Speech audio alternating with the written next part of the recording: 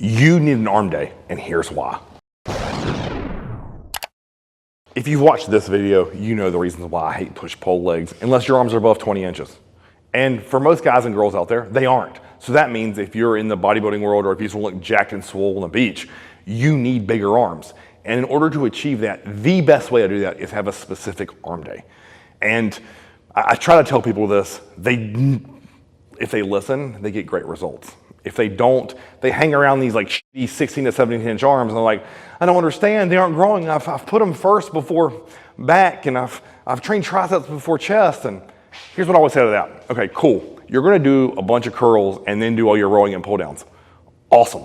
You just made your back workout complete hot garbage, because all you can do is fill your biceps, or they're so exhausted that you can't load the proper amount of weight on a dumbbell row. Idiotic. The last thing I want to do before chest is exhaust my triceps to where I'm having heavy ass dumbbells over my face and my triceps are weak. Terrible idea, just for safety and health.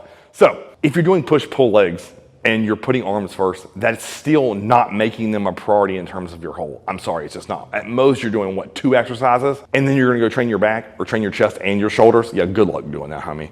Give a full-on dedicated arm day and I promise you will see more growth. Another major issue, if I look at the flip side of that push-pull legs that I just referred to, is if you are training biceps after back or you're training triceps after chest and shoulders, you're getting them in a fatigue state. So not only are you gonna have a suboptimal arm portion of the session, but they're gonna be weaker. If the muscle is weaker and you're using less load, is it gonna grow as much? And the answer to me is always no. So why wouldn't we just simply cut down your workout and do chest and shoulders, a back day, legs, and then arms? And that way you can put all your time, effort, and energy in towards growing your arms. And another reason that I love having an arm day in that split that I just laid out is it's not very CNS fatiguing having an arm day. So it's almost like an active recovery, right? You get to come to the gym, get a huge pump, even though like the heaviest thing I'm gonna do in here on an arm day is put 3 plates on a close grip bench press and press it. Like for the most part, I'm using less than 200 pounds on everything. And when I'm thinking about that in terms of joint wear and tear, CNS fatigue, if I'm thinking about total stimulus, man, I can go in here and hammer arms, and then Chaz and I can go work on my deck for 2 hours, or I can go mow the grass, or I could coach Daxton in football for 3 hours and not blink. Where if him and I came in here and he filmed me crushing my legs, guess what I want to do? I want to go lay down on the couch and take a nap. Like literally, I don't want to do shit the rest of the day. I don't even want to go lay at the pool because I don't want to get in the car. Like I just want to go home and vegetate on the couch and hopefully nap, eat, repeat.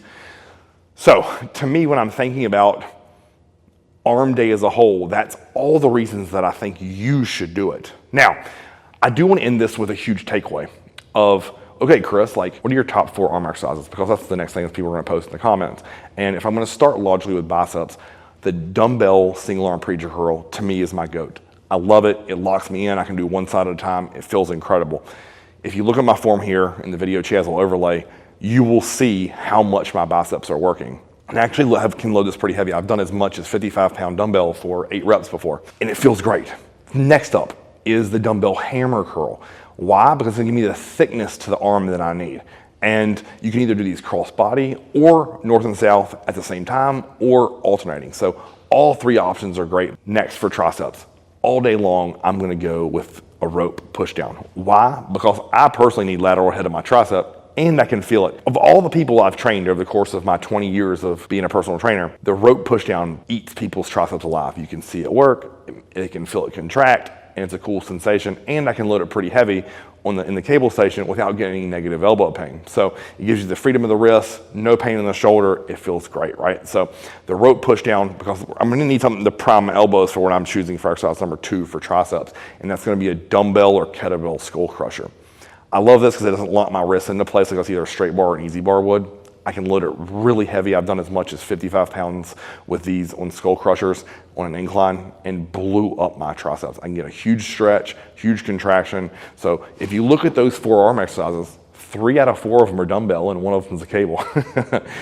I wonder why. Because the bigger we get, we don't want to be locked in and confined to either an easy bar or a barbell. I need that wrist freedom. I need to be able to get my hands wider than most bars are going to allow me to. So there's your takeaways, guys. Do your arm day. Also my top 4 arm exercises for you to start to apply. And if you like this video, guys, like, share, subscribe. Until next time, Christmas TV.